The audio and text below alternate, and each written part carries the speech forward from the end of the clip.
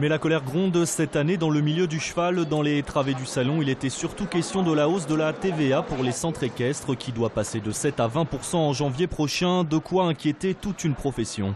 On a le sentiment quand même qu'il y a un certain nombre de centres équestres qui ne vont plus pouvoir équilibrer leurs comptes.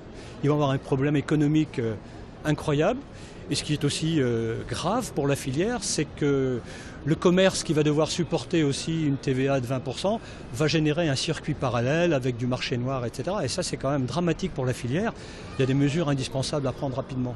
Autres inquiets, les éleveurs, ceux-là même qui vendent leurs animaux à ces centres équestres, déjà soumis à une TVA à 19,6% depuis janvier dernier. Elle passera aussi à 20% dans 2 mois.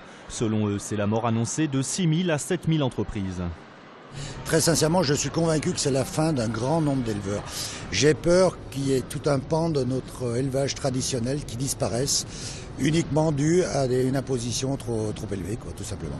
J'espère que ça sera revu quand on verra que les emplois ont baissé, que le chômage dans le monde du cheval a augmenté et que les pertes d'emplois sont considérables. Peut-être que le gouvernement et Bruxelles réagiront, mais le mal sera fait. Actuellement, la filière équestre représente 40 000 emplois en France. 2,5 millions de Français pratiquent l'équitation, soit la 3e fédération sportive derrière le football et le tennis.